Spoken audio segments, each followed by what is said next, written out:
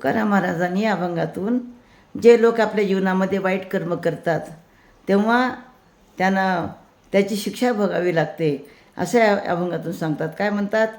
मध्ये मातले ते नागवेचे नाचे, अनुचित वाचे बडबडी, आता शिकवावा कोणाशी विचार, कर्म ते दुस्तर करावा धीट, आले अंगाशी ते बळीवंत गाडे, काय वेड्या पुढे धर्मनीत, तुका मने कळो येईल तो भाव, अंगावरी घाव उमटता.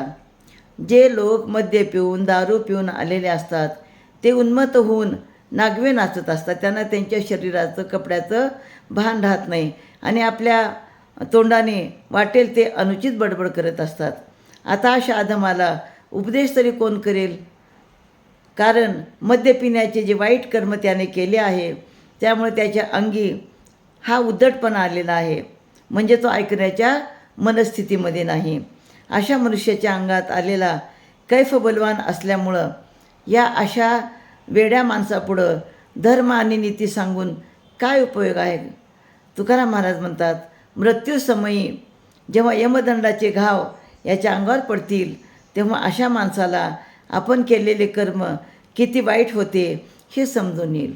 म्हणजे तुकाराम महाराज म्हणतात की आपण आपल्या जीवनामध्ये वाईट कर्म जर केले तर मृत्यूसमयी आपल्याला यमदंडाचे घाव पडतात.